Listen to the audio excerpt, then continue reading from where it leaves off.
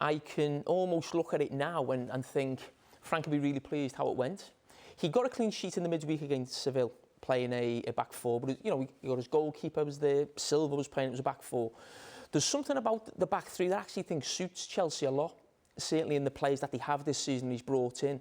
And I've mentioned after the Liverpool game, it won't be easy for Frank, and it still doesn't feel like it is, to actually fit all these players in. And I think we're into 6 league games. I think there's been 3 or 4 different formations in those league games, really. So it's not easy, but Frank mentioned something after the game about how they played a lot better in the first game he had in charge of Chelsea at United in terms of possession and people getting full, but they got beat 4-0.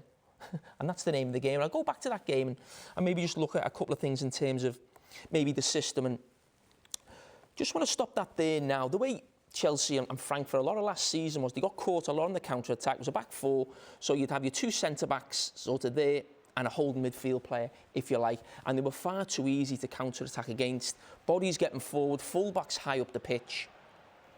And this was the first game where, yes, they kept the ball, they looked neat and tidy, but ultimately they lost 4-0, as Frank mentioned after the game. So I'm sure he'll be a lot more pleased with what happened in the game on Saturday.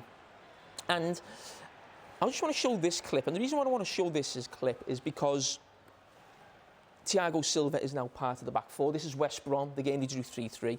And also Reece James. And for me, Reece James has almost got to be the first choice right back now, ahead of Azpilicueta in some ways. And he's going to get forward. Alonso on this side also. Whether that's Chilwell now, he will do the same. And again, you see the difference. When the ball's lost, fullbacks high up the pitch. And no matter how good Thiago Silva was at the weekend, and I thought he was fantastic, no centre-back, certainly one of 36, doesn't want to be getting dragged out wide and having runners again against 2 centre-backs. This and set piece has been a huge problem for Frank conceding goals in his first season. This was another game that they conceded 3. Don't concede there. And again, I'll just go to the weekend in terms of average positions. And this side we have the 4-0, as we just mentioned. And again, just looking at that. The 2 centre-backs and that whole midfield player. Just look at the difference from the weekend. You got your 3 at the back, and almost the 7 and 5 is Kante and Jorginho.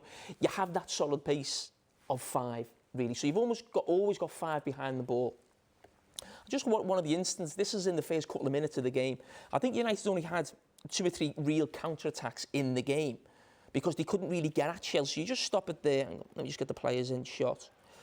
You see them pushing out, they're pushing forward, but see, you have that. You've always got that with the back 3, no matter what. Yes, you've got your midfield player there, Jorginho and Kante. So it almost gives you that solid base. Now, there's no doubt Chelsea did not really attack well, maybe at times didn't get the numbers forward to help. But there's plenty of numbers there for. But look, they've always got bodies back there.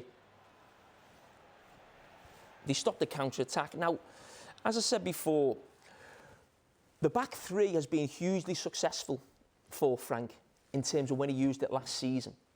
And actually the stats that really back it up in some ways when I think they played 9 games last season with the back 3. And we see the graphic there and the difference in terms of the wins, draws, defeats. The actual points per game, so they get more points when they're playing that way. Goals per game is slightly up. Now, conceded per game is similar. So you say, what's the difference?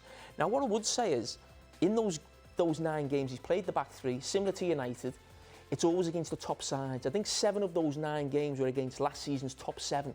So you're coming up against quality. But again, it almost gives Frank a problem because the next few fixtures are, on paper, games they should win. This system, as I said, I think suits them. It gets Azpilicueta in the team's best defender, and Reece James. They haven't really got wingers as much in the squad as they have done before.